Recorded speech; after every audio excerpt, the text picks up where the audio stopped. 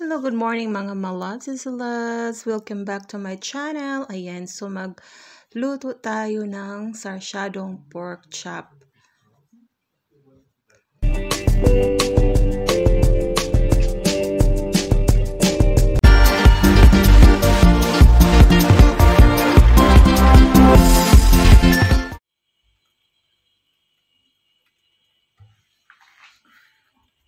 Ito na yon ating mga sangkap ng ating sarsyadong pork chop recipe. So ito ay half kilo.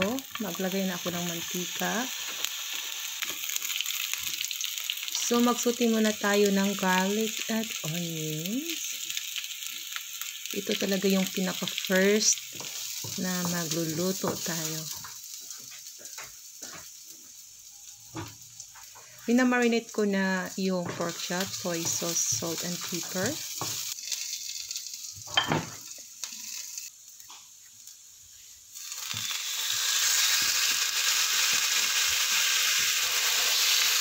Ilagay ko na sa kawali.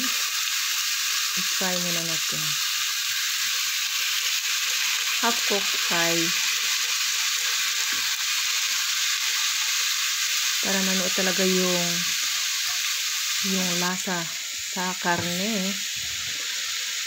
Salamat pala sa lahat ng nag-thumbs up, nag-subscribe sa aking channel. For those not yet subscribed,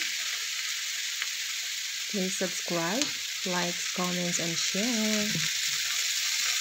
So, naglagay ako ng konting cooking oil.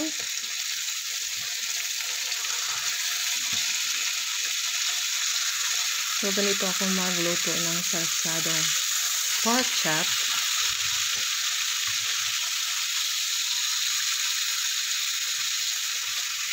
So, binabaliktad ko mga melab para sit at by side luto siya.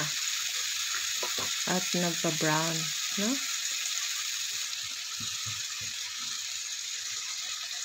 Happy weekend everyone!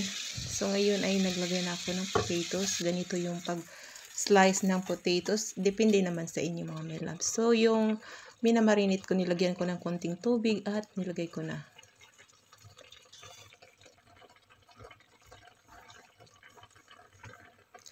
So, meron tayong champignon dito. Meron palang puti.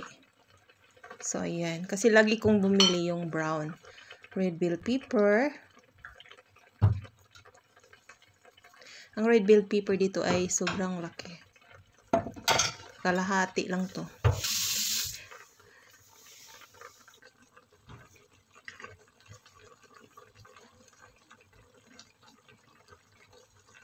So, maglagay tayo ng soy sauce. Mga 2 tablespoon oyster sauce. Sorry.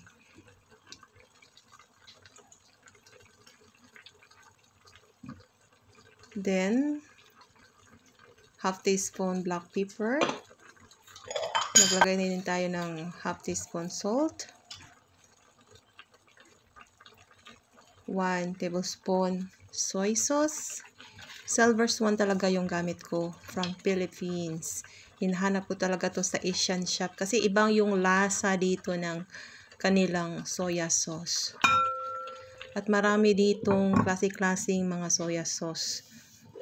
At saka yung oyster sauce. Mabibili ko lang sa Asian shop lang talaga. Meron naman doon sa Kaufland sa kanilang shop pero ang mahal.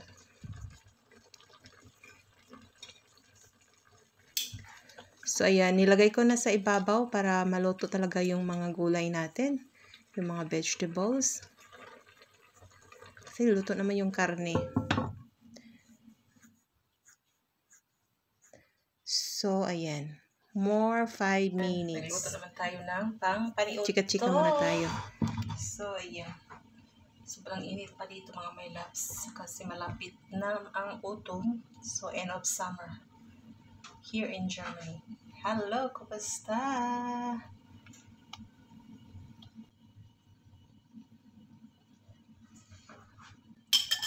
So, nagluluto na ang sa akin wala namang problema pag magluto.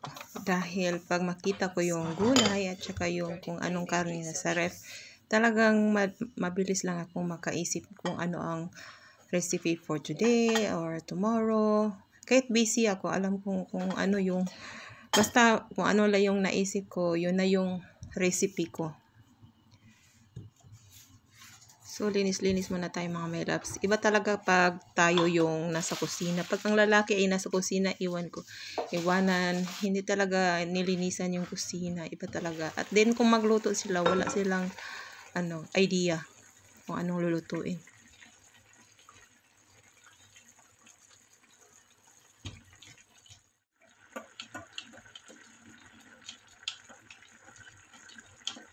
So now, we add the slurry. So, 2 tablespoon cornstarch. Kung meron kayong flour, pwede naman. Para talaga mag-creamy ang at sarsyado. Sobrang sarap yan, mga loves. Napaka-creamy.